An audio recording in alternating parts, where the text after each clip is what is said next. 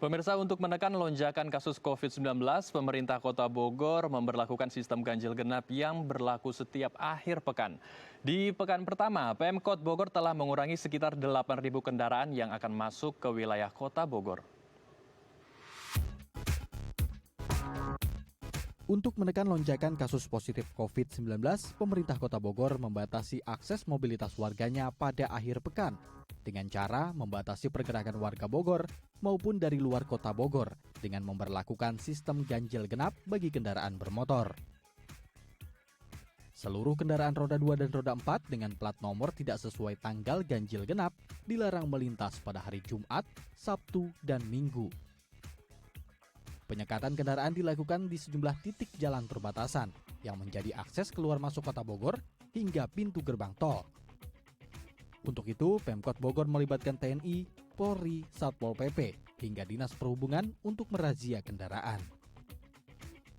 Menurut data pemerintah Kota Bogor, pada pekan pertama penerapan ganjil genap, petugas telah memutar balikan 8.000 kendaraan yang tidak sesuai tanggal melintas. Ya, untuk membahas lebih lanjut tentang efektivitas pembatasan wilayah dalam menekan angka kasus positif COVID-19, saat ini kami telah terhubung dengan Bapak Diki Budiman, seorang epidemiolog. Selamat pagi Pak Diki, apa kabar Pak? Alhamdulillah, selamat siang waktu Australia, Mas Andrew. Baik, Pak Diki, kalau kita lihat ini ada dua kota yang saat ini menerapkan pembatasan wilayah skala kecil atau mikro. Pertama di Kota Bogor yang menerapkan sistem ganjil genap, dan kedua ada di Jawa Tengah yang yang menerapkan gerakan jateng di rumah saja. Nah, kita kupas satu persatu Pak, dari wilayah Bogor terlebih dulu yang membuat sistem ganjil genap. Ini apakah cukup efektif untuk menekan gerakan mobilitas warga yang keluar masuk Bogor dan efeknya nanti akan menekan pandemi COVID-19 penyebarannya sendiri, virus corona ini? Bagaimana tanggapan Pak Diki? Ya, kalau bicara signifikansi ini tentu masih agak jauh ya, tapi setidaknya ada upaya ya. Saya lihat apresiasi ada upaya dari tiap daerah untuk mencari inovasi bagaimana mencari bentuk untuk meminimalisir mobilitas interaksi. Tentu ini nanti harus dievaluasi dalam 2 minggu. Tentu kalau arahnya untuk memutus transmisi masih jauh lah ya, karena kondisi kita yang sudah cukup serius ini membutuhkan sebetulnya lebih dari upaya itu ya, lebih bersifat lebih ketat seperti halnya lockdown sebetulnya kalau mau bicara efektivitas. Tapi daripada tidak ada sama sekali pembatasan ya, ini juga jauh tentu lebih baik ya. Hanya yang harus difahami bahwa sebetulnya masuknya atau situasi di Bodetabek dan Bogor ini kan dipengaruhi tidak hanya di dalam wilayah Bogornya saja, tapi juga kan di sekitarnya. Dan orang Bogor yang beraktivitas di Bogor saja tentu belum tentu jumlahnya lebih kecil daripada yang beraktivitas misalnya di Jakarta. Nah, ini kendala untuk Bodetabek ya, yang artinya memang magnet terbesar aktivitas ekonomi itu adanya di Jakarta. Sehingga adanya kebijakan katakanlah ganjil genap ini lebih efektif bila disertai juga dengan memang kebijakan misalnya kantornya misalnya memberikan kebijakan bahwa yang hari ini bekerja yang bernomor pegawai ganjil sesuai mobil hari ini ganjil gitu, atau kendaraannya ganjil. Jadi ini perlu ada sinergi dengan kebijakan lainnya yang sifatnya membatasi mobilitas interaksi itu, okupansi misalnya, juga WFH nih. Jadi WFH-nya diterapkan katakanlah 70% bekerja di rumah, nah yang 30% yang bekerja di kantor ini dikenakan juga ganjil genap itu yang akan, nah ini kalau seperti ini akan mulai berdampak pada penurunan dari potensi penyebaran. Nah, seperti itu harusnya, jadi tidak hanya kendaraannya saja, tapi lebih pada sebetulnya orang yang berinteraksi ini juga menurun ya, termasuk okupansi di tempat-tempat fasilitas umum. Baik, ini kan berlaku hanya di akhir pekan juga nih Pak Diki. Apakah benar-benar bisa mengurangi gitu mobilitas? Karena Kalau kita lihat positivity rate ini masih cukup tinggi ya, antara 8.000 sampai belasan ribu dalam satu hari. Belum lagi kalau Ya. di Jawa Tengah kita lihat ada gerakan Jateng di rumah saja, itu ada sistem lockdown yang masih sifatnya mikro ya, masih kecil di hari Sabtu dan Minggu, tapi itu pun pasar-pasar konvensional dan juga mal-mal itu juga masih tetap dibuka untuk masyarakat Ya. umum. Gimana Pak Diki melihat kondisi saat ini? Ya tentu kalau dikatakan memiliki dampak ya tidak ya, karena kalau mau melakukan pembatasan sosial yang memang efektif serupa lockdown itu ya dia dilakukan dalam dosis yang tepat ya, dalam artian memang harusnya saat ini tidak ada pergerakan ya, tidak ada pelonggaran-pelonggaran untuk mencapai hasil yang baik ya. Dan itu masa berlakunya atau durasinya ya minimal satu masa rata-rata dari inkubasi dari COVID-19 yang dalam hal ini tentu 2 minggu minimal. Tidak bisa di weekend saja. Itu yang kalau bicara di tataran idealnya. Jadi kalaupun misalnya diterapkan PSBB atau lockdown di Indonesia itu ya di 2 minggu itu, tidak pada weekend saja. Karena kalau weekend saja ya terendah pun inkubasi ini kan di 4-5 hari. Artinya kurang lebih seminggu.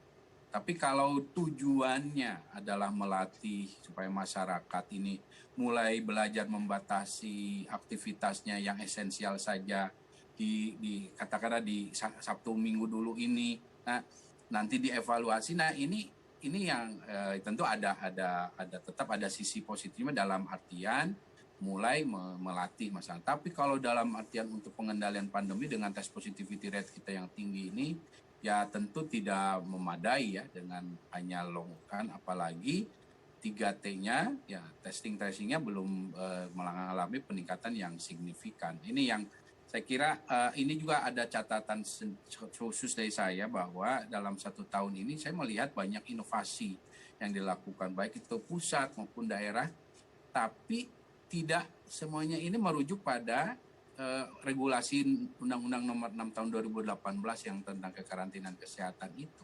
Ini menunjukkan menurut saya harus ada revisi atau review terhadap undang-undang ini. Apakah ini berarti tidak responsif sehingga akhirnya membuat daerah dan pemerintah ini membuat inovasi-inovasi di luar regulasi yang sebetulnya harusnya efektif PSBB itu. Tapi apakah yang memberatkannya karena memang harus mensuplai dukungan untuk tidak hanya orang miskin tapi juga semua penduduk sampai hewan ternak, atau apa di sini yang harus direview terutama oleh DPR. Ini yang saya kira catatan penting, jangan sampai ini terabaikan masalah regulasi ini karena pandemi ini relatif masih lama, katakanlah paling tidak di 2 tahun ke depan. Namun ancaman pandemi lainnya juga sudah menunggu, sehingga kita harus punya regulasi yang kuat yang tidak membuat atau mengharuskan daerah-daerah ini harus mencari inovasi nih, bagaimana cara. Nah ini yang saya kira ini situasi yang tepat saat ini untuk kita juga revisi ya regulasi ini. Baik, perlu adanya revisi baru lagi terhadap regulasi ataupun kebijakan.